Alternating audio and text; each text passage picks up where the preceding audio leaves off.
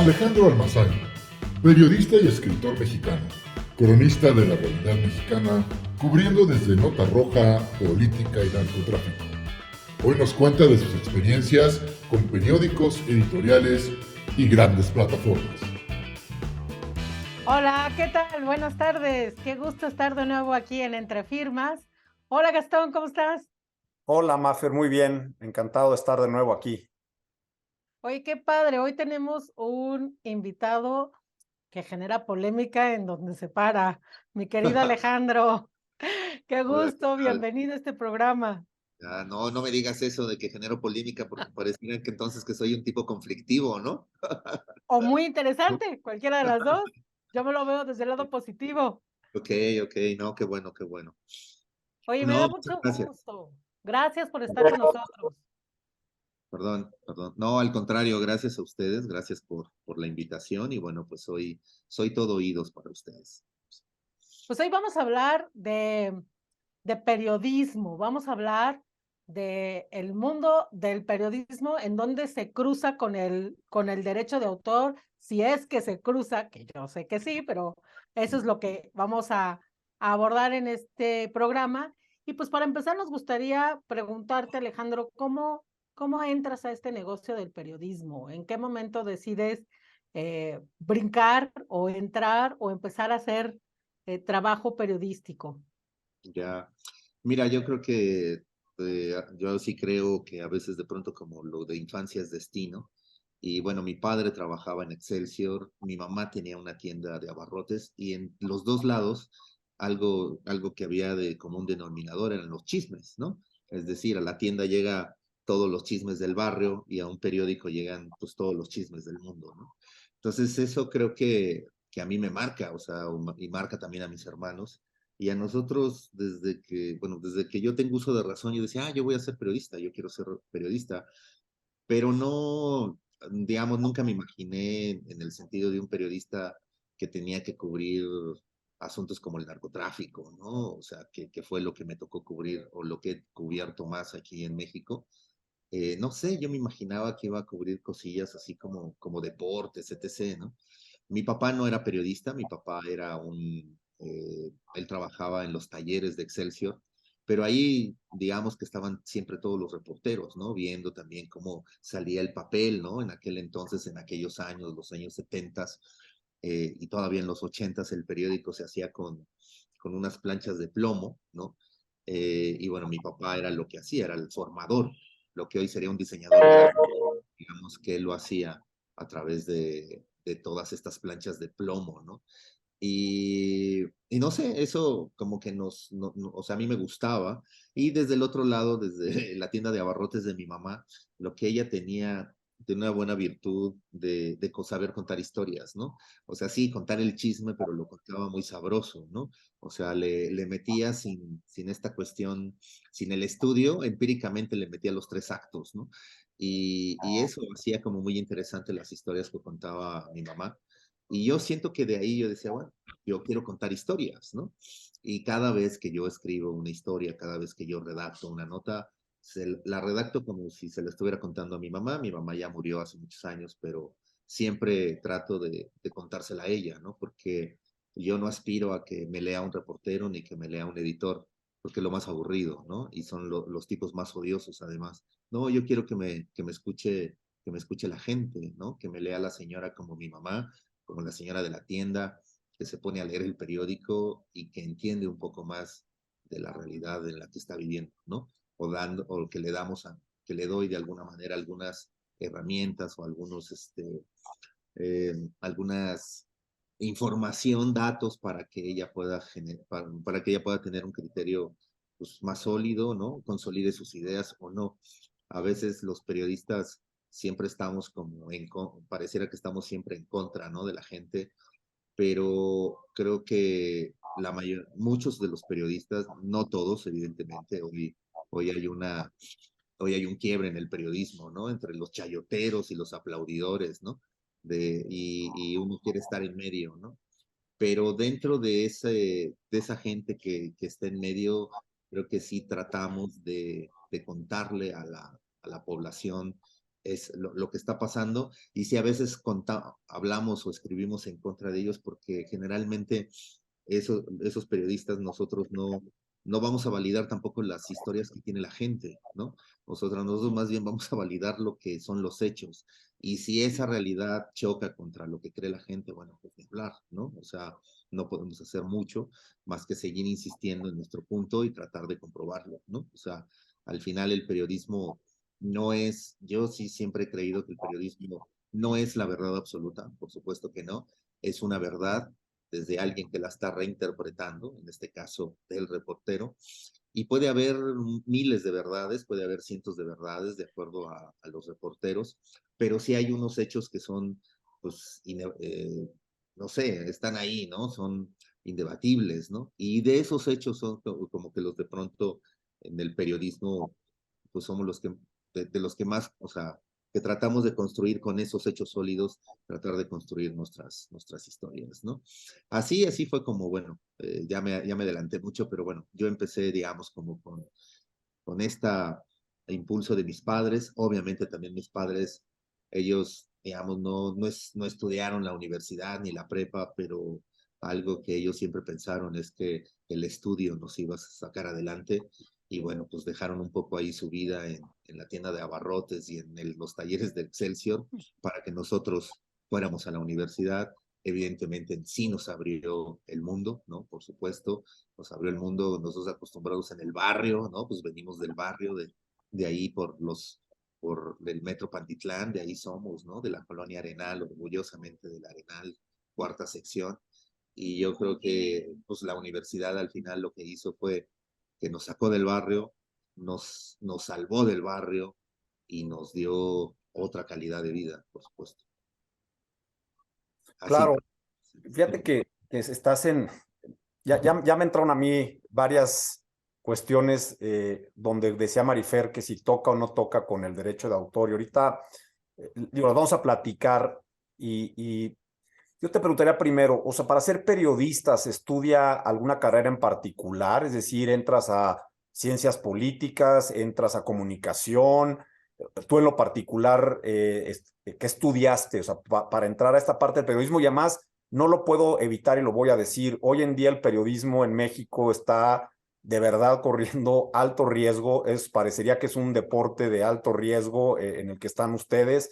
Yo admiro y felicito a todos los que están hoy en día haciendo periodismo, independientemente de lo que esté sucediendo del otro lado de quien lo lee y quien lo critica. Pero lo tengo que decir porque de verdad bien interesante y preocupante lo que pasa con los periodistas en este país, y hay que decirlo. No se trata de entrar en esa polémica, pero yo tengo muchas ganas de decirlo porque pocas veces tengo el espacio para hacerlo, y creo que es una carrera que debemos respetar mucho y debemos de cuidarlos mucho porque son los que nos transmiten las cosas que están pasando, esos hechos que, como platicabas tú, se los quieres comentar a esas mamás, a esos papás, a esos ciudadanos que estamos del otro lado y que a veces no estamos en contacto con lo que sucede. Pero bueno, regreso a esa pregunta menos complicada, pues si quieres, Sí. el periodismo desde esa Sí. trinchera, con todo gusto. Pero,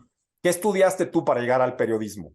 Sí, mira, bueno, pues generalmente, o sea, el periodismo es un oficio, y esto se aprende ya sea en la universidad o fuera de la universidad. La generación arriba mía y las generaciones arriba de mí rara vez estudiaban comunicación, rara vez iban a una universidad, era gente que se había hecho en las propias redacciones, ¿no? O sea, con la práctica se hizo, pero empezaron estas generaciones en donde había que ir a la universidad, y bueno, yo terminé yendo a la universidad. Yo fui a la Facultad de Ciencias Políticas en la UNAM, y bueno, ahí estudié Ciencias de la Comunicación. En las facultades, en estas que se llaman escuelas nacionales, bueno, la CENAP de estas de la UNAM, que son como sus campus, ahí no existe Ciencias de la Comunicación, existe periodismo. Yo me quedé en una de ellas, en Aragón, pero después me cambié a CEU, y por eso mi carrera cambió de periodismo a Ciencias de la Comunicación, ¿no? Pero sí hay carrera, evidentemente, de periodismo, hay carrera de comunicación. Yo sí no creo que, y te digo, como es un oficio, no creo que al final te sea indispensable la escuela, pero yo creo que en la escuela aprendes algo que difícilmente lo aprendes en otro lado, la ética y la moral, ¿no?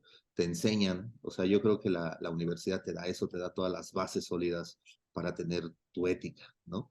Y entonces yo creo que esa es como o la gran aportación que te da la universidad, digo, además de un poco como una pequeña experiencia que te da ahí, ¿no? O una mini experiencia, pero sobre todo es lo de la ética, ¿no? Y que aprendes algunas, digamos, fórmulas para poder hacer periodismo, para poder hacer las notas, la nota informativa, la entrevista, el reportaje, el artículo, te dan como las instrucciones básicas de cómo hacerlo, pero al final la experiencia, la calle, es la que hace al reportero, ¿no?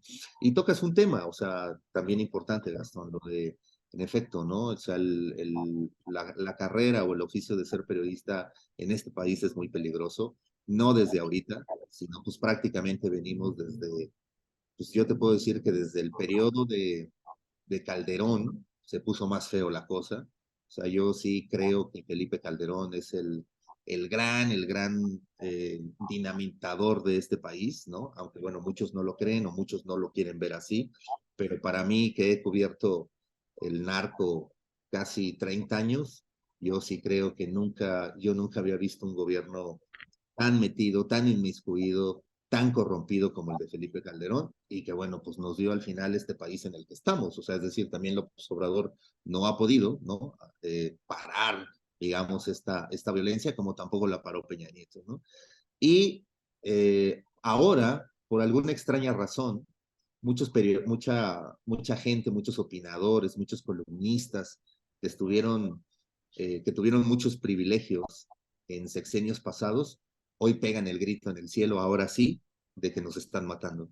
Pero durante 20 años que les dijimos que nos estaban matando a nuestros colegas, ninguno de esos colegas nos volteó a ver. Ninguno, ninguno, ninguno. Hasta ahora voltean a ver por un golpeteo a López Obrador, desgraciadamente, porque ni siquiera tampoco han volteado a ver porque nos están matando real, sino porque lo utilizan políticamente para golpear, ¿no? Para golpear a un gobierno que sí, en efecto, tampoco ha hecho mucho por los periodistas, pero digamos, como que la cizaña con la que muchos de los colegas están hoy juzgando a López Obrador, me parece que no es tampoco real, ¿no? Y y es una pena que personajes como Raimundo Riva Palacio, Ciro Gómez Leiva, o sea, esos grandes que están ahí en la palestra, cuando nosotros les pedimos ayuda, nunca nos ayudaron, nunca nos tendieron la mano.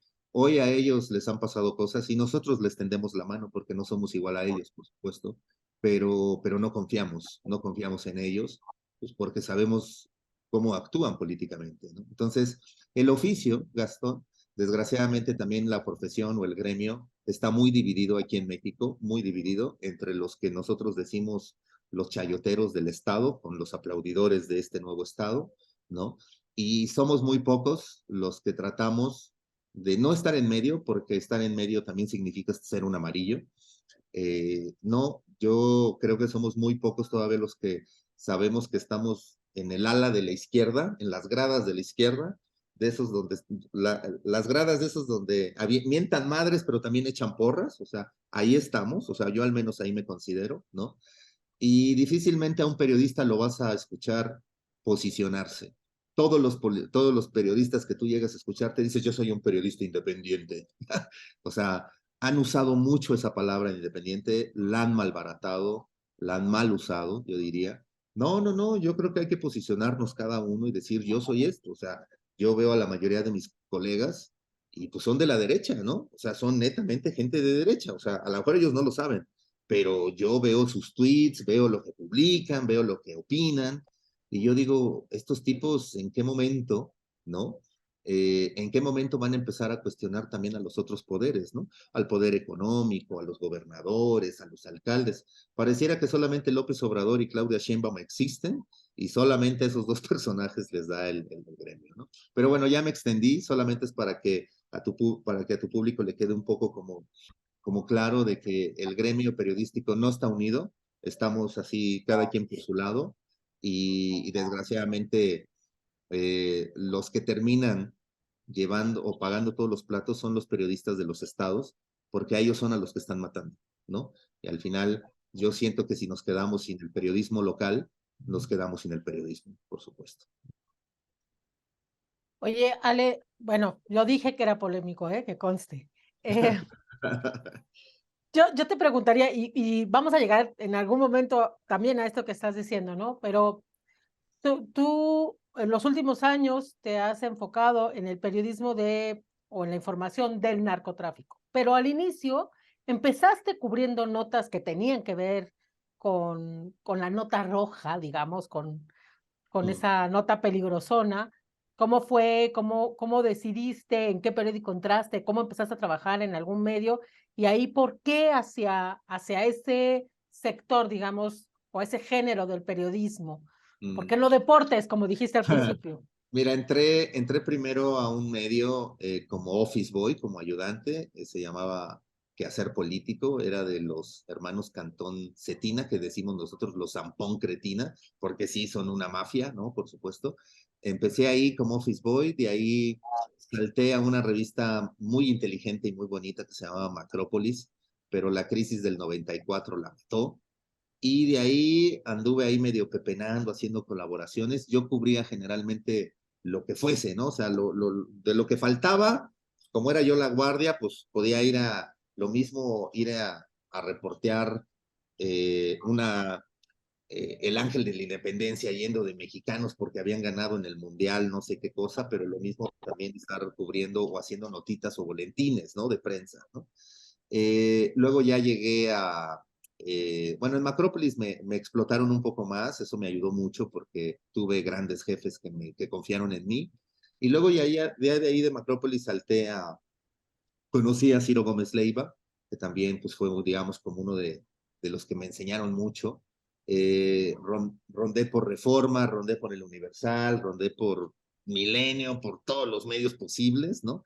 Y he cubierto deportes, o sea, cubrí un par de años deportes, fui como 3 veces al Super Bowl, a cubrir el Super Bowl, pero el deporte no me llenó, ¿sabes? Los deportes no me llenaban, me parecía que era algo como muy, muy básico, y entonces empecé a hacer muchas notas sobre la pobreza, me metí mucho a las cárceles, ¿no? Y luego, pues terminé dando en el narcotráfico, ¿no? Cubriendo acciones del narcotráfico o de la violencia, ¿no? Y yo siento que entre mi infancia, o sea, que mi infancia o mi entorno me preparó para ello, porque pues vengo del Arenal es un barrio muy peligroso, es decir, conozco la violencia y siento que sé tratar a los malandros, porque pues los malandros eran mis compas, ¿no? En el barrio. Entonces como que los sé tratar, como que tengo más facilidad de ello. También, obvio, trato de cubrir las víctimas, pero no puedo, mi corazón de pollito no puede. La verdad es que me siento muy mal siempre que hablo con las víctimas, con madres de las víctimas. Me va muy mal, sueño terrible, o sea, no me va mal. Y no sé por qué de alguna razón con el victimario no me va tan mal, ¿no? Pero con las víctimas me va muy, muy mal. Y la verdad es que aunque las hago, trato de pronto de hacer lo menos posible con las víctimas, ¿no? Trato más de buscar al victimario, pero también buscar al victimario para entender, ¿no? No para juzgarlo, sino más bien como para entender cómo es que un hombre o una persona es capaz de agarrar una pistola y asesinar a alguien, ¿no? Jalar el gatillo, etc., ¿no? Entonces eso me saca de onda, pero bueno, así es como, digamos, anduve de aquí para allá en el periodismo, o sea que sí he cubierto deportes, política, bueno, ahora acabo de sacar un libro que tiene que ver con la política, ¿no? Con pura política, nada que ver con el narcotráfico. Publiqué libros sobre el narcotráfico, he publicado sobre el narcotráfico, entonces esas han sido como mis 3 fuentes al final, ¿no? La violencia, los deportes y la política. Y la violencia y la política se parecen mucho, ¿no? Y, oye, bueno, qué carrera, qué cosas, qué bueno que eres polémico. Vamos a un corte y regresamos ahorita para meternos todavía en más polémica.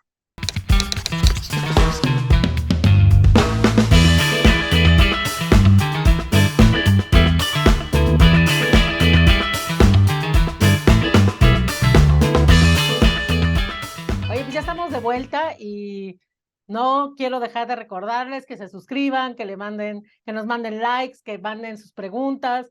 La verdad es que este programa, siempre lo decimos, lo hacemos con mucho gusto, con mucho entusiasmo, pero también con toda la intención de apoyar, de contribuir a los autores, a la gente que está creando, a las personas que están creando, y que podamos acercarles esta información que consideramos que puede ser muy valiosa.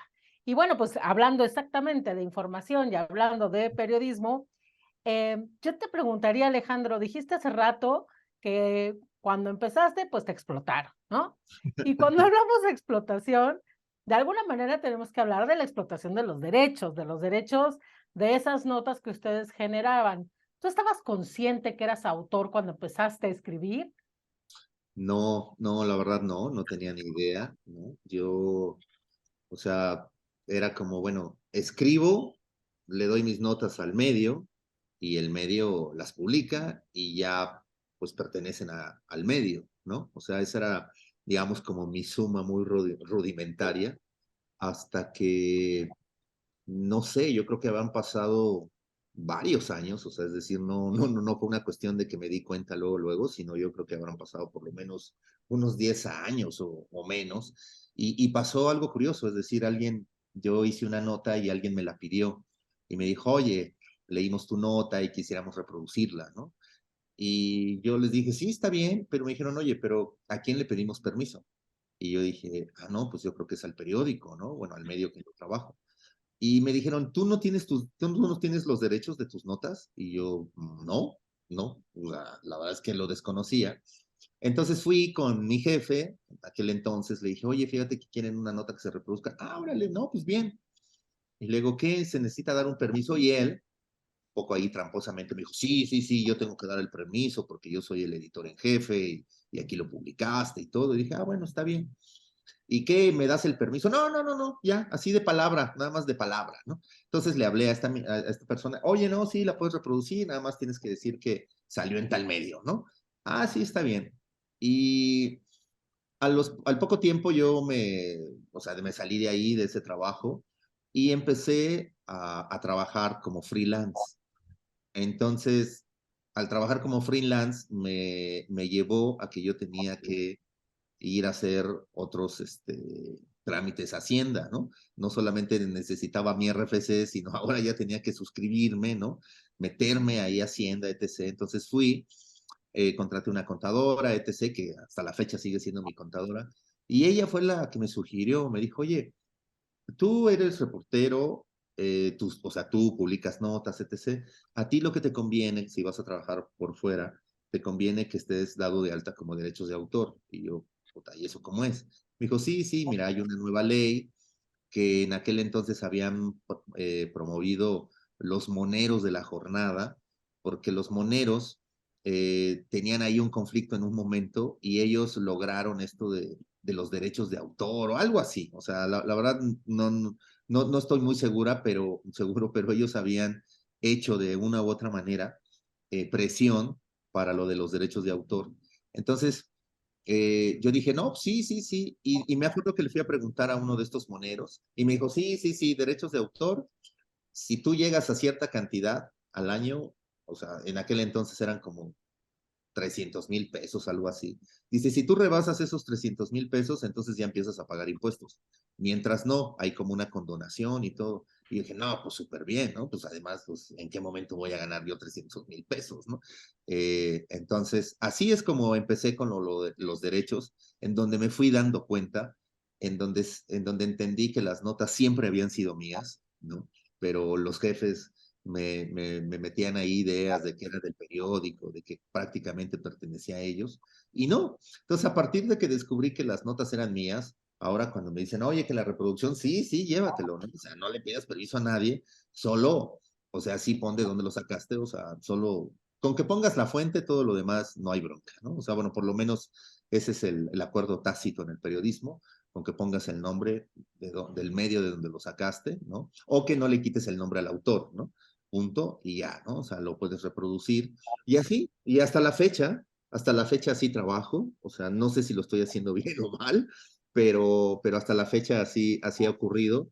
sigo bajo el concepto de derechos de autor. Obviamente hoy ha subido la cantidad, de 300 ahora son casi como 700,000, etc., ¿no? Casi nunca rebaso, ¿no? O creo que nunca he rebasado. Así que cuando llega mi declaración, pues bueno, pues está en ceros, pues porque no rebasé, ¿no? Ese límite que tuve. El año pasado, por sugerencia de mi contadora, me metí a del Risco, del programa, pero terrible, fatal, o sea, no me convino, gasté más de impuestos, no, mal, o sea, fue una mala experiencia. Hablé de nuevo con mi contadora y regresamos ahora de nuevo a lo de derechos de autor, ¿no? Entonces, pues así fue un poco mi experiencia, Marifer. Oye, Alejandro, ya estás tocando cosas que a mí ya me llaman mucho la atención ya en la cuestión de autoral. Es decir, al final del día, quien escribe pues es autor y tienes una obra literaria y además tienes una columna, ¿no? O sea, tienes el nombre de tu columna que lo puedes proteger también como reserva de derechos. Pero hay una cuestión que me gustaría que nos platicaras, el estilo, o sea, la forma en que escribes, cómo escriben. Yo cuando leo la ley y por ahí dice que lo que importa en una noticia es la forma en que se da la noticia, no la noticia no es de nadie, ¿no? O sea, el acontecimiento que pasó, pues pasó. Mataron a fulano, detuvieron a Perengano, criticaron al gobierno de quien tú me digas, no me voy a meter en política porque vamos a tener problemas tú y yo.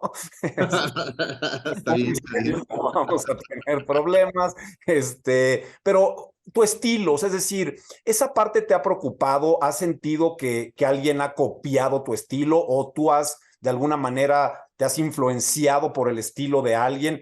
Y me refiero al estilo en la manera de escribir, en la manera de comunicar esa noticia. Me llamó mucho la atención que decías que a ti te gustaba platicar la noticia como lo hacía tu mamá, ¿no? De esta manera sabrosa, de una manera en la que te llegue, que no sea no todo un rollo en la mañana, que está uno además ahí medio entre dormido y despierto con el café y que a lo mejor si la noticia es sosa o la forma de escribir no te dice nada, cierras el periódico y otra cosa. O sea, esa parte tuya, ¿eso lo has cuidado? ¿Lo has visto en alguien? ¿Te inspiraste en alguien? ¿Cómo ves esta parte de tu forma de escribir y de dar las noticias? Sí, mira, yo creo que la escritura, digo, yo no lo sabía, lo fui aprendiendo poco a poco, pero la escritura empieza por una imitación, empieza por copiar. Tú copias a tus autores que quieres, o sea, yo empecé a copiar fíjate qué loco, ¿no? Porque uno de los primeros libros que yo leí cuando estaba niño todavía fue La Plaza de Luis Espota, ¿no? Entonces, los primeros que tú quieres imitar, pues son a los autores que tú has leído, ¿no? Luis Espota, Vicente Leñero, Julio Scherer, y conforme vas creciendo vas imitando a los demás y les vas robando también ideas, ¿no? Martín Caparrós, que es al que más quizá yo le he imitado, robado, Leila Guerrero, Alma Guillermo Prieto, John Lee Anderson, los grandes del periodismo. O sea, de alguna manera tú les copias, ¿no? De alguna manera buscas el estilo que te gusta, o sea, dices, este es lo que a mí me gusta, yo lo quiero hacer, ¿no? Entonces, primero los copias porque tiene, o sea, en mi caso, no sé los demás periodistas, pero en mi caso yo tenía una deficiencia que era la lectura, ¿no? O sea, yo en mi infancia, yo estaba más preocupado por trabajar y tener que comer que por leer, ¿no? Por supuesto, ¿no?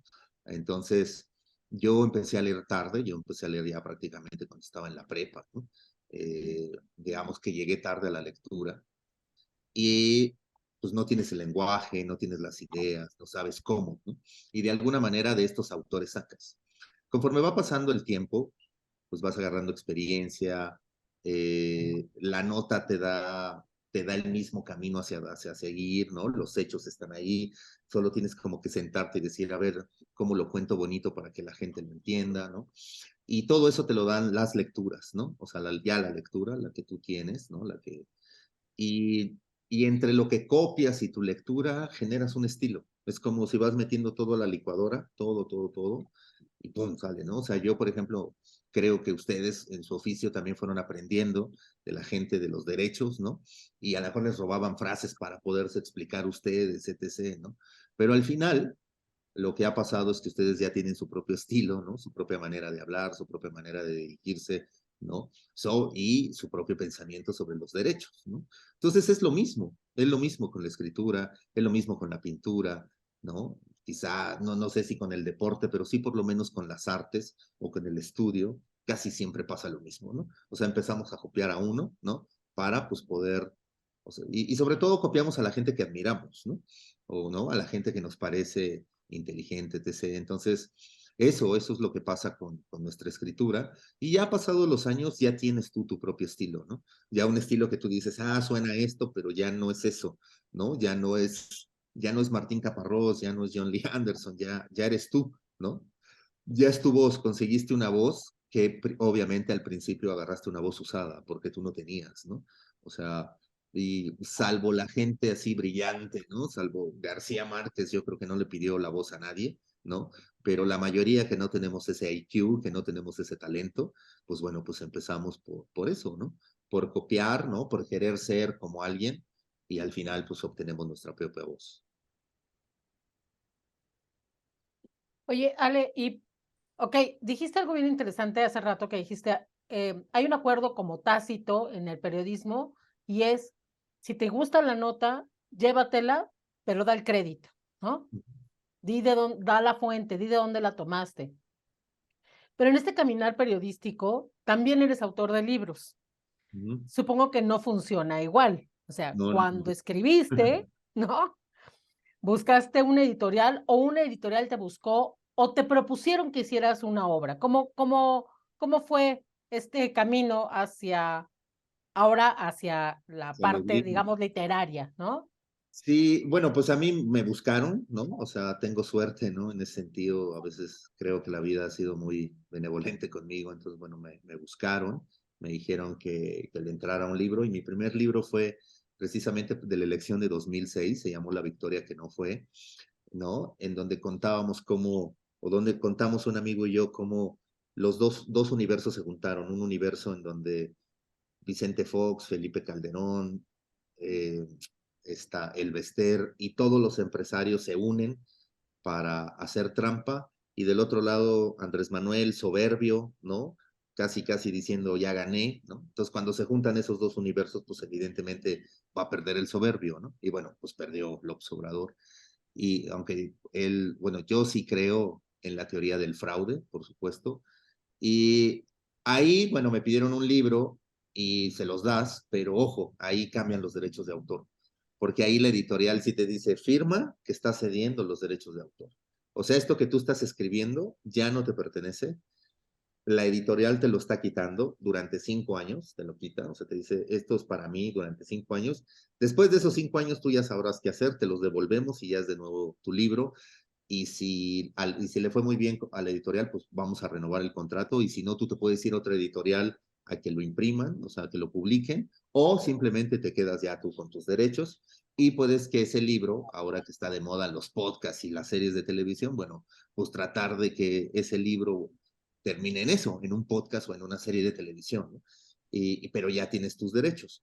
A mí me pasó, por ejemplo, que quisieron comprarme derechos de libros, por ejemplo, de una novela que hice sobre el Chapo Guzmán. Me compraron los derechos durante un año, porque querían hacer una serie, finalmente no la hicieron, me devolvieron los derechos y fue curioso porque porque como a los meses entré en el cuarto de guerra o en el writer's room de la serie del Chapo, ¿no? La que está en Netflix, ¿no? Y bueno, ahí ya fue otra cosa, ¿no? Y ahí también los derechos de autor son otra cosa, todo lo que tú creas, todo lo que tú haces, no es nada tuyo. Los contratos de las plataformas de Spotify, de Netflix, de Amazon, son la verdad es que muy crueles porque hay unas cláusulas en donde te dicen, y así es textual, donde a través del universo y de otros planetas y de otros universos que se conozcan, tú no tienes los derechos. O sea, esa es una cláusula y la tienes que firmar, ¿no? O sea, cuando yo leí por primera vez eso de Across the Universe, dije, qué locura, o sea, ¿no? O sea, todavía no sabemos si existen otros mundos, pero yo ya estoy cediendo mis derechos en los otros mundos, ¿no? No, de locura lo de los derechos, ¿no?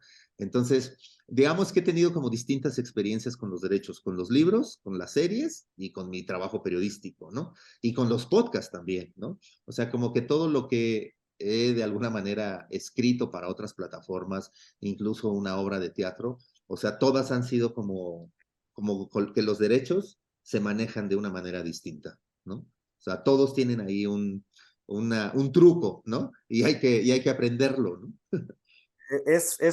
Tienes razón en mucho de lo que dices. Se oye a veces demasiado agresivo este tipo de cláusulas y esta parte de cesión. Vamos a ir un corte y me gustaría regresar justo con ese tema, sobre todo con lo que mencionas de que llegas con una editorial y te dice los derechos son míos, porque pues yo no coincido, ¿eh? Yo creo que ahí hay que tener mucho cuidado en cómo te lo dicen a ti, qué es lo que te hace y qué dice la ley. Pero ahorita regresamos.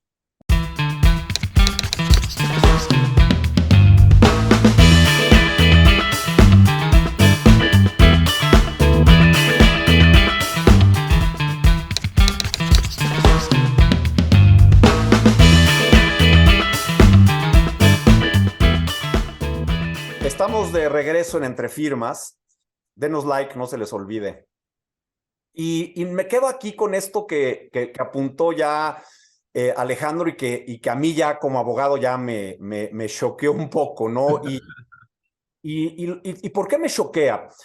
Cuando yo escucho que un autor va con una editorial y la editorial le dice, cédeme tus derechos, y tú te quedas con la idea de que has cedido los derechos de tu obra, yo me voy de inmediato a lo que dice la Ley Federal de Derechos de Autor, y hay un artículo del 42, y sí me estoy poniendo técnico porque creo que vale la pena de repente precisarle a la gente que está en estas circunstancias y que quiere, porque también lo hemos dicho mucho aquí, y está bien que su obra salga, que se dé a conocer, porque para eso escribes. O sea, yo no creo que nadie se siente a escribir un libro para guardarlo en el cajón y que mañana lo encuentre uno de sus hijos y diga, ay, mira, mi papá era escritor, ¿no? O el abuelo era escritor. Claro que lo quieres comunicar porque es una forma de expresarte, de dejar algo tuyo, y eso lo hacen muy bien periodistas, escritores. Ustedes escriben diario, pero que a mí lo que no me ya cuadra es que te digan, oye, esta obra me cediste los derechos de autor de tu obra. No, me autorizaste a editar un libro. Y sí, con ciertas condiciones que tiene el contrato, ejemplares, el plazo, el precio, durante cuánto tiempo, qué pasa si pasado ese tiempo el libro no se distribuye, no sale, digamos, no se publica, no sale en circulación. Esos derechos de autor son tuyos. O sea, eso sí. Ahora, si te encargan, por ejemplo, oye, quiero que me escribas, ¿no? Para una serie, como decías, del Chapo, y te habla cualquiera de estas plataformas y te dice, oye, te encargo a ti, Alejandro, que por favor me hagas el guión de una serie, ese es otro escenario, porque ahí sí entras a una figura que le llaman en Estados Unidos el work for hire, y en México la obra por encargo, que lo hemos platicado, donde sí, la titularidad de ese derecho patrimonial pues le corresponde a la persona que te lo encargó. Pero es muy diferente que tu libro, por dárselo a una editora, ya la editora diga, pues ahora el libro es mío. No. Y lo que tiene la editora son derechos, que tiene, claro que tiene sus derechos de lo que es la estructura del libro, ¿no? O sea, de ese diseño del libro, de cuestiones de características gráficas del libro. Pero la obra literaria, la obra es del autor. Y por eso lo más importante en un libro, pues es el nombre del autor. Y tú compras libros porque confías en lo que escribe tal persona. Ya platicaremos de los libros que has escrito y las temáticas, pero a mí me llama la atención que de repente, y es muy común, Alejandro, no es crítica hacia ti, es muy común que les digan eso. No, pues 5 años es mi libro. ¿Y dónde dice la ley que 5 años es tu libro? Ahora, si les das esa autorización y esa posibilidad para que ellos durante 5 años puedan utilizar esa obra y la puedan explotar y entonces hacer versiones y tal, eso es otra cosa, pero la cesión no está contemplada per se en la obra editorial. Para mí era muy importante decirlo, y no sé, Mafer, si quieres agregar algo. Sí, no, yo estoy totalmente de acuerdo, porque además muchas veces los autores van a la firma de contratos sin asesoría, ¿no? Y en muchas ocasiones es como, pues ya está aquí el contrato, fírmalo, ¿no? Si tienes alguna duda, pues pregúntame, y si no, pues firmas y te vas, ¿no? Y hay terminología que no tienen por qué conocer, no tienen por qué saber, pero desafortunadamente nadie se las explica, ¿no? Esto que decía Gastón, la diferencia entre una cesión y una transferencia de derechos, por ejemplo, para explotar una obra o para editar una obra. Y también algo que es bien importante es no solamente que cedes derechos para el mundo y el universo y los metaversos, etcétera, etcétera, sino que de repente parece que cedes para todos los formatos, en todos los medios, ¿no? En todas las plataformas, o sea, te quitan los derechos de repente para todo, ¿no? Entonces, lo que sucede es que los contratos tendrían que ser muy precisos para que la gente, autor, ¿no? El creador sepa que está cediendo, por ejemplo, para una edición impresa, como decía Gastón, y una edición impresa que es para X número de ejemplares, ¿no? Pero si la edición no es impresa, si la edición es un audiolibro, pues es para un audiolibro. O si es para un libro de bolsillo, o si se va a vender por suplementos. Y eso no se los dicen porque normalmente estos contratos dicen para todos los formatos, en todas las modalidades, en todos los medios. Entonces, bueno, Claro, y era, como ya, psicológico, ya. se vuelve como un tema psicológico de te lo dejo ahí y entonces tú te vas a tu casa con la idea de que ya no es tuyo, que ya lo cediste, ¿no? De hecho, fíjate qué bueno que me lo dices, Gastón, porque las editoriales hoy, de hecho, ya te ponen que tienes que ceder ahora tus derechos para series de televisión. O sea, tú entregas un libro, o sea, mi libro, pero si este libro alguien lo quiere hacer serie, si alguien lo quiere hacer podcast, si alguien lo quiere llevar a otra plataforma, lo que te dice la editorial es que ya es mío. O sea, a mí me tienen que pedir permiso primero para poderlo hacer. ¿No? Y me quedo así como puta. O sea, estamos ya entonces indefensos, ¿no? A ver, mira, hay cosas que en los contratos están y decimos abogados que se tienen por no puestas. O sea, aunque diga el contrato ABCD, legalmente no se puede. O sea, porque, a ver, si tú en tu contrato dice, oye, te autorizo a que tú negocies por mí la venta del libro para una serie, si para una obra derivada, está bien, estás autorizando y legitimando para que lo haga. Pero ojo, te tendrían que involucrar a ti en la negociación, en cuánto se va a vender, ¿no? O sea, porque créeme y yo lo he peleado muchísimo, el guión. Hoy, de hecho, vengo de una junta con unos cuates que quieren hacer una serie. O sea, a ver, lo más importante que tienes en tu serie es tu guión, y el guión es otra cosa que la obra literaria. Y si quieren hacer una serie de tu libro, pues se van a basar en tu libro. Y si mañana deforman tu libro, y no que lo deformen, sino que de alguna manera distorsionan todo, ¿por qué carajos no vas tú a poder tener voz y voto en eso? ¿Y por qué Sí. el que lo venda como se le dé la gana y mañana pongan a fulano como un alcohólico o a perengano como un borracho o a tal como una prostituta, cuando eso ni siquiera lo tocaste tú en tu libro, ¿no? Sí. No, y fíjate que en Spotify me pasó que les quise vender un podcast. Ellos al final me dijeron, sí, lo vamos a hacer. Y ya el día que me dijeron que sí, dicen, pero se nos olvidó un pequeño detalle, cabrón. Y yo, puta, ¿cuál? Dice, nos tienes que ceder todos los derechos para series, para todo, ¿no? Y luego, ok, y yo tengo chance de entrar en esa negociación, es decir, o sea, si llega a vender Spotify este podcast para una serie, ¿yo entro? No. Me dijeron, no, ya no. O sea, tú nos vendes, por eso te vamos a pagar mucho, para que tú ya no tengas nada que ver con este producto. Hay como un principio internacional ya entre los autores, escritores, que en el caso de los contratos es como use it or lose it. Es decir, tú le cedes todos los derechos para hacer series, para hacer obras derivadas, para hacer un guión de teatro, para hacer un...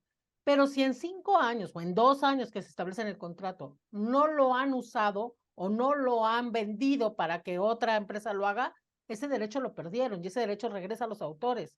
Porque si no, pues te bloquean, te están amarrando de las manos, ¿no? O sea, hay tantas ventanas de explotación hoy para los autores y todas las está cediendo, y ellos no las utilizan, pues te están limitando. Oye, a ver, es que es cierto, Alejandro, Marifer, lo hemos dicho mucho, parece ya casi una muletilla de nuestra parte el que les pidamos a todos los que están empezando y a los que no, que no les dé flojera. Uno, leer el contrato. Yo creo que, y lo he dicho muchas veces, es bien importante que ustedes lean para ver, primero ustedes qué entienden, y después que alguien los ayude en esa interpretación ya quizá más jurídica. O sea, cuando yo leo un contrato, por mi deformación profesional, pues encuentro una serie de cuestiones que si las lees tú, Alejandro, pues no las vas a ver porque tú lees de otra manera una cuestión jurídica. Como Sí, yo no, yo no soy abogado, claro, sí, sí.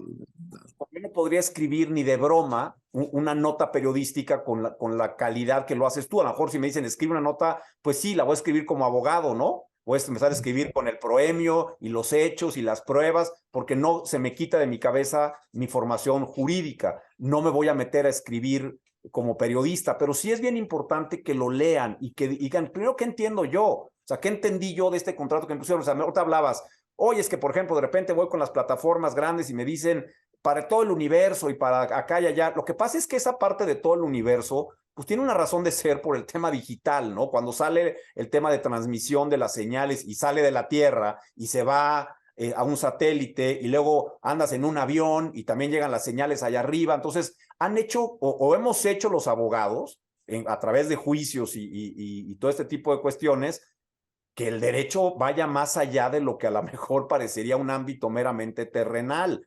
Pero sí es importante, y sobre todo que pregunten, oye, me estás pidiendo que te ceda los derechos, y si mañana hacen una película con mi libro, ¿me vas a pagar? No, pues quiero más dinero ahorita. Claro, así Y es es. negociable, ¿eh? Sí, no, y fíjate que tuve, o sea, las últimas 3 experiencias que he tenido, digamos, de contratos, mi esposa es abogada, claro, ella es chilena, no ejerce aquí en México, pero Problema, ¿eh? no, pero sí, pero no, pues le entiende todo. Y los últimos 3 contratos, gracias a ella, los he modificado, ¿no? Es decir, les he tenido que decir a esas plataformas, oye, no, no, no, es esto, mi esposa dice que así, que esto no, que esto sí, y entonces quedan así como, ok, está bien, lo vamos a modificar, ¿no? Y lo modifican. O sea, ahí tú dices, ah, mira, o sea, te avientan esto como para que pues tú muerdas, ¿no? La carnada, la croquetita, dices, ah, está sabrosa.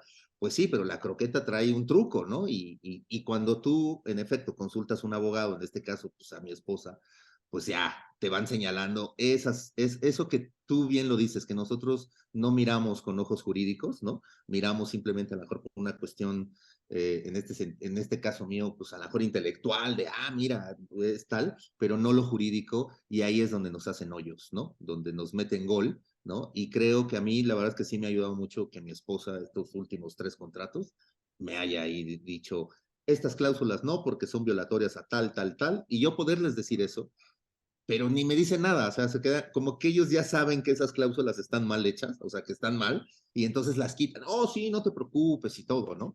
Pero sí siento que hay como una hazaña de estas plataformas, ¿no? Como que se quieren aprovechar de, pues en efecto, de los que no sabemos, ¿no? Que tenemos esta ignorancia jurídica, ¿no? No le discutas a la esposa, ¿eh? Abogada y esposa, lleva 2 ceros. Sí, no, sí, sí. Vamos a un corte y regresamos.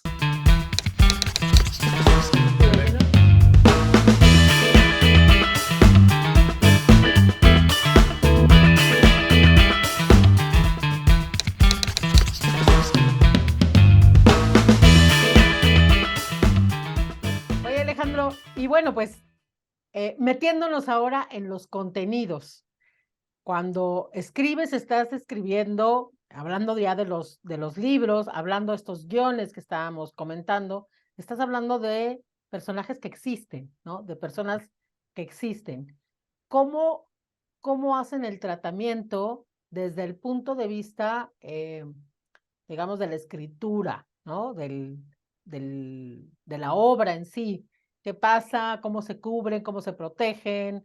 ¿Qué les dicen sus áreas editoriales o sus áreas legales? Como tú escribes lo que quieras, ahí si nos demandan, pues pedimos perdón o...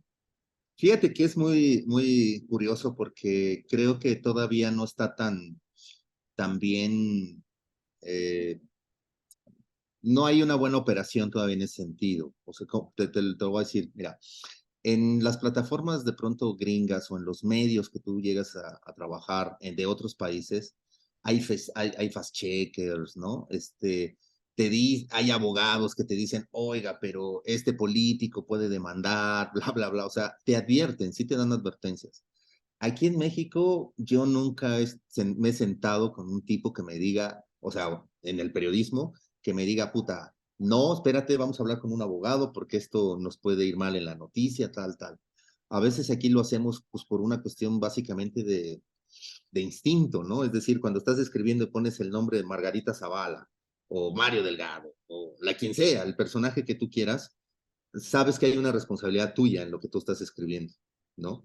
Y que si esa persona le parece que eso es una difamación, lo que sea, bueno, pues te va a ir a demandar, ¿no? Pero es como, como un rollo ahí, como tú solo, ¿no? Como que tú lo valoras, como que según tu ética y tu moral, tú sabes si estás cometiendo o no esa grave falta, ¿no? Porque digo, lo vemos ahora en el periodismo, o sea, de hoy, cualquiera puede publicar la barbaridad que sea, ¿no? Y nadie, ¿no? Nadie, o sea, las redes sociales también, o sea, cualquiera te difama en las redes sociales y no pasa nada, ¿no? Pero, por ejemplo, con el Chapo me pasó distinto, ¿no? Y es donde tú dices, ah, claro, o sea, existe esta área, existe un área jurídica, existe un área que te aconseja y que te dice, esto no puede ser o esto sí.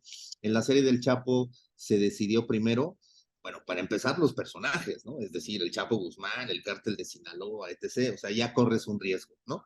Y, y corres un riesgo doble cuando le pones el mismo nombre, ¿no? Cuando le pones Joaquín Guzmán, cuando le pones Ismael Zambada, o sea, cuando le cambias el nombre pareciera como que medio te proteges, o esa es la leyenda que existe entre nosotros, porque a lo mejor tampoco eso es cierto, pero es la leyenda al menos que existe entre nosotros de cámbiale el nombre para que no tengas problema.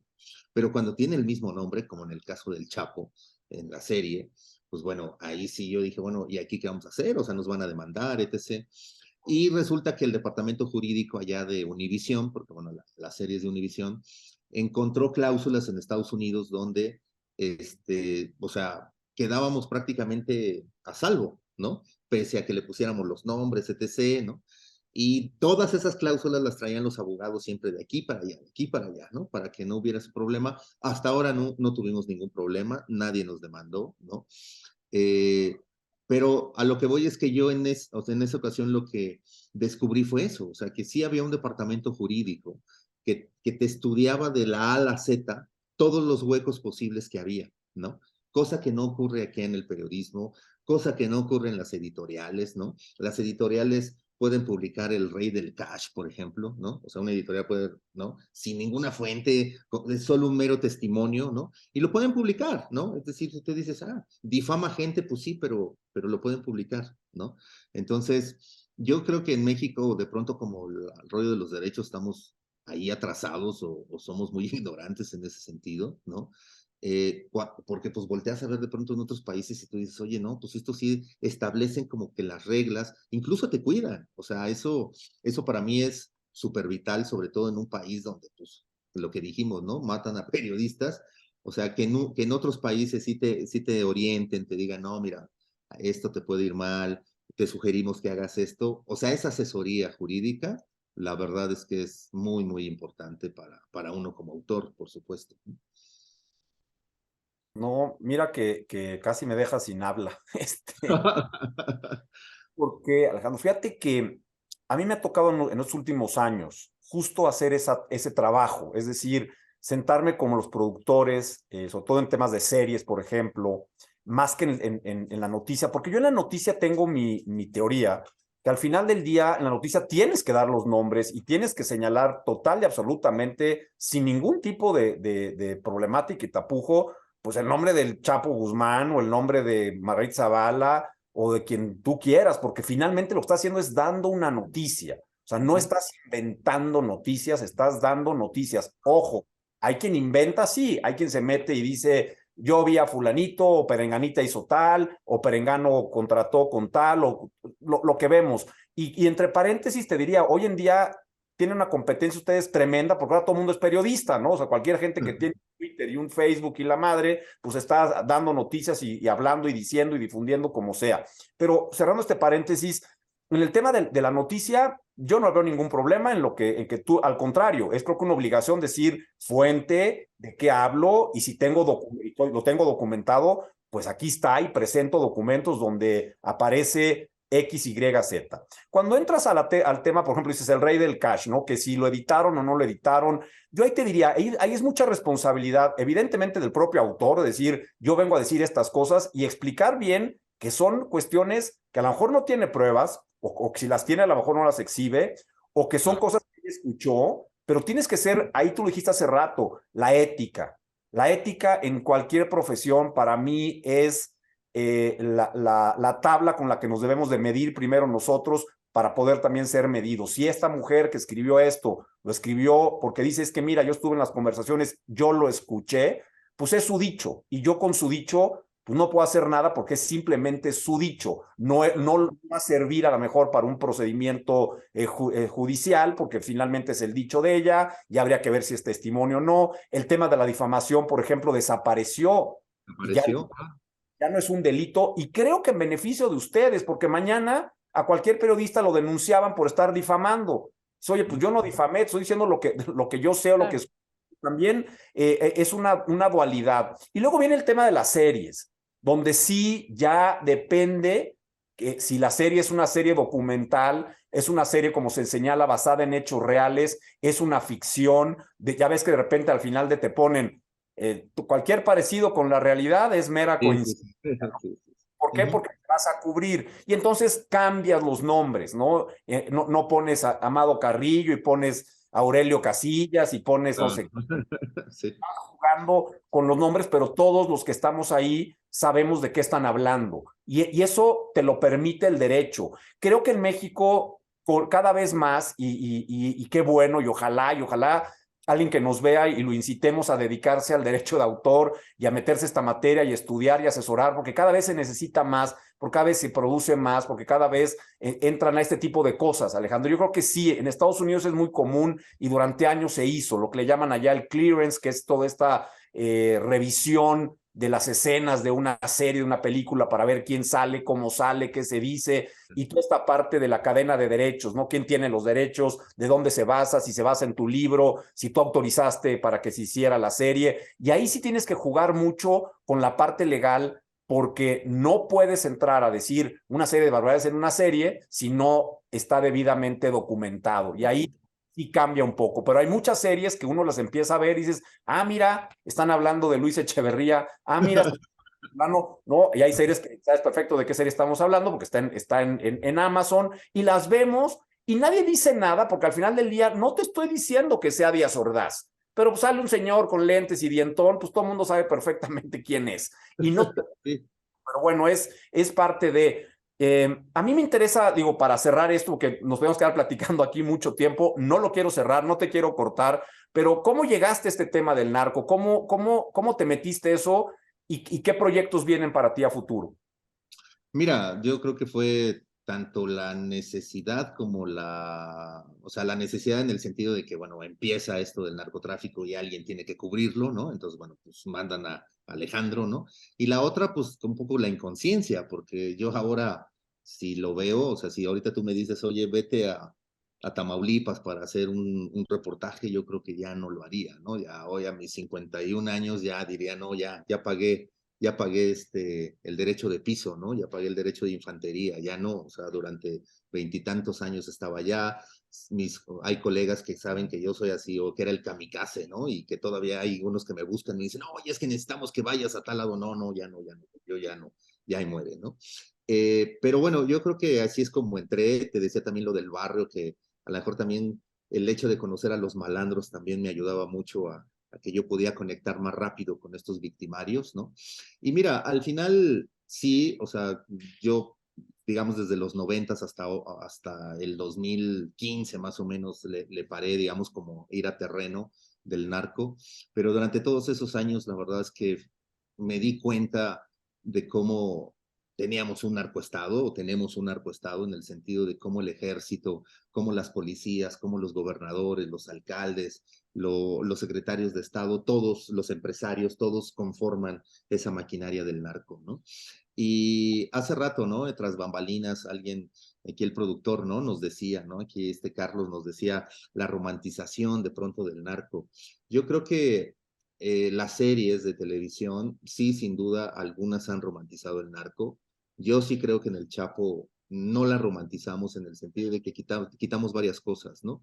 No hay mujeres, no mostramos las riquezas y por un arco narrativo, pues sí, el personaje tiene que crecer porque el rey tiene que vivir, pero el rey tiene que morir, ¿no? En los arcos dramáticos, ¿no?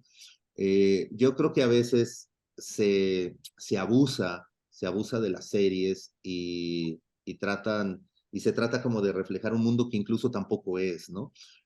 O sea, un mundo así como, o sea, este mundo fascinante, seductor, autos, animales exóticos, drogas, música, mujeres, hombres, armas, ¿no? O sea, un mundo que de pronto uno dice, ay, excitante, pero pues no es excitante como lo parece, ¿no?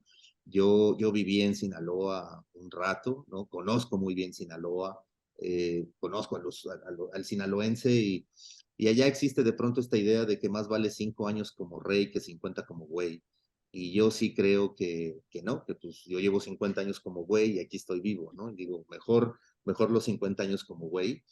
Y creo que las series al final, ojo, a pesar de que la romantizan, yo sí creo que las series con todo, porque es un debate fuerte, pero con todo creo que no han contribuido a la violencia en el país, ¿no? Ni a que se romantice al final el narco, porque son productos, con todo son productos culturales, ¿sabes? Es como el narcocorrido. Yo estoy haciendo ahorita un documental del narcocorrido, de la historia del narcocorrido, desde la revolución hasta estos años, ¿no? Hasta ahorita, hasta Natael Cano, que cuenta cosas horribles, ¿no? Y al final yo no te puedo decir que el narcocorrido es la consecuencia de la violencia, más bien el narcocorrido es una causa, ¿no? De esa violencia, porque el narcocorrido finalmente está contando esa violencia, ¿no? Y las series también, o sea, las series al final estamos contando lo que está ocurriendo allá afuera, o tratamos de contar lo que está ocurriendo allá afuera, unos mejor contado, otros peor, otros con algunas cosas muy, a lo mejor muy machistas, ¿no? Pero al final lo que tratamos, estamos reflejando esa parte de la realidad, ¿no? Y si la gente la ve, está bien, porque también tienen la opción del on, ¿no? On-off y de cambiarle, ¿no? O sea, es decir, no es algo que solo tengan ese canal y que necesariamente tengan que ver esa serie, ¿no? Hay opciones al final, ¿no? También para verlo, y creo que sí cambia mucho el tratamiento de las series, es decir, yo sí veo el Señor de los Cielos y pues evidentemente a mí no me gusta la serie, ¿no? Me parece que está muy exagerada, pero sí veo la nuestra, la del Chapo, y aunque tenía menos recursos y todo, pero digo, es un thriller político, porque además nosotros lo que estamos contando en la serie del Chapo es esto, el narcoestado, no estamos contando a dos rancheritos que se bajaron con cuernos de chivo y vinieron a decir que son el rey, no, estamos tratando de contar eso, claro, hay una diferencia entre lo del periodismo y estas series. Las series son espectáculo, es show. Yo me pegaba mucho en la pared al principio en la serie del Chapo porque yo les decía, no, pero es que eso no ocurrió así, esto ocurrió así. Y me decían, Alejandro, lo sabemos, pero tenemos que dramatizar y porque esto es otra cosa, esto es show. Y ok, vamos a darles un show, pero un show en donde aprendan, ¿no? Un show que sea didáctico, no un show que sirva pues para emular a estos personajes, ¿no? Y dije, bueno, entonces vamos, así se va cediendo. Claro, yo tuve suerte porque tuve unos jefes pues muy, muy buena onda en el sentido que accedieron a que no íbamos a hacer una serie pues así, ¿no? Tipo El Señor de los Cielos, ¿no? Sino hacer una serie un poco pues más seria, ¿no? En el sentido de basarnos en efecto en la realidad y cómo, o en lo que sabemos de los cárteles, ¿no? Y de cómo se movieron y la guerra y todas estas tranzas entre los gobiernos, etc., para que el narcotráfico hoy esté pues donde está, ¿no? Y que también pues varios de los políticos están en donde están, en la cárcel, ¿no? Pues por toda esta corrupción, ¿no? O sea, nosotros lo que queríamos mostrar al final era eso, la corrupción y la impunidad, ¿no? Que es algo que sí creo que son temas muy serios en el país, ¿no? Que son los que nos están dando en la torre, y qué mejor a través de un show, pero pues a través del show contar esta impunidad, ¿no? Y esta corrupción, y no solamente utilizar el show para ganar dinero, ¿no? No, sino de alguna manera sí decirle a tu auditorio, mira, esto es lo que está pasando, no me creas, googléalo, ¿no? Y descúbrelo. Algo que pasaba mucho en la serie del Chapo era que iban pasando los minutos y la gente googleaba, ¿no? A ver, sí es cierto, y pum, pues les aparecía que sí era, ¿no? Claro, nosotros dramatizamos a nuestra manera, pero esos hechos estaban ahí, ¿no? O sea, no queríamos desviarnos, no queríamos inventarle cosillas, ¿no? Porque tampoco se trata de eso, aunque teníamos todo, porque es ficción, porque lo nuestro era ficción, no era un documental, pues bueno, no, de todos modos decidimos irnos un poco por la línea histórica, ¿no? Y siempre tener una nota a la mano para decir, mira, de aquí lo sacamos, o sea, esto se publicó, o sea, esto en algún momento sí llegó a ser cierto o se llegó a tomar como algo cierto, ¿no? Entonces, prácticamente en la serie yo te puedo decir que quizá el 15% es dramatizado, inventado, pero el resto tiene una nota, o sea, nota periodística en la cual se sustenta lo que nosotros terminamos escribiendo. Oye, Alejandro, yo como la señora de la tiendita, me podría quedar aquí todavía un par de horas platicando contigo, porque además, yo no sé si así contaba tu mamá las cosas, pero qué rica manera tienes de narrar y de contar y de platicar. Y la verdad es que ha sido un programa sensacional. No sé qué opinas, Gastón. No, increíble, la verdad, toda esta parte que tienes tú, esta sensibilidad para platicar, contar, la frialdad en muchos de los temas y como lo has dicho, y esa capacidad, como dijo Marifer, de generar polémica, está increíble. Te admiro, respeto tu trabajo, te felicito y cuídate. Sí, no, muchas gracias, se los agradezco a ambos, ¿no? Y sí, sí, pues a cuidarse. Ahora le contaba a Fer, bueno, el otro día que estoy con un libro ahora precisamente de las jefas y jefes de gobierno, ¿no? Y también varios compañeros ya me han dicho, oye, güey, cuídate, ¿no? Porque es un texto, no es un libro en donde les vengo a sobar el lomito, ¿no? Sino, pues sí, sí los confronto, pese a que soy de izquierda, pero pues hay que confrontarlos, porque yo sí creo que al final algo que tiene la izquierda y que nos puede ayudar mucho es la autocrítica, ¿no? Para poder conservar, ¿no? Como poder conservar el poder, ¿no? Mientras no haya una autocrítica, también creo que podrían parecerse a los mismos políticos de siempre, ¿no? Pues de verdad, muchas gracias, Alejandro. Sí, sin duda, seas de izquierda, de centro, de derecha, si no hay ética, si no hay principios, finalmente no hay construcción de país, ¿no? Entonces, muchas gracias por acompañarnos en este programa. Estuvo Oye. también muy divertido. Y bueno, pues esperamos que en algún otro momento hablemos ahora de ese libro que nos estás contando. Gracias, Gastón. Buenas noches. Gracias, buenas noches. Bye. No, pues, también Gracias, muchísimas Alejandro. gracias. Muchas gracias a Gracias, Salvador. Carlos.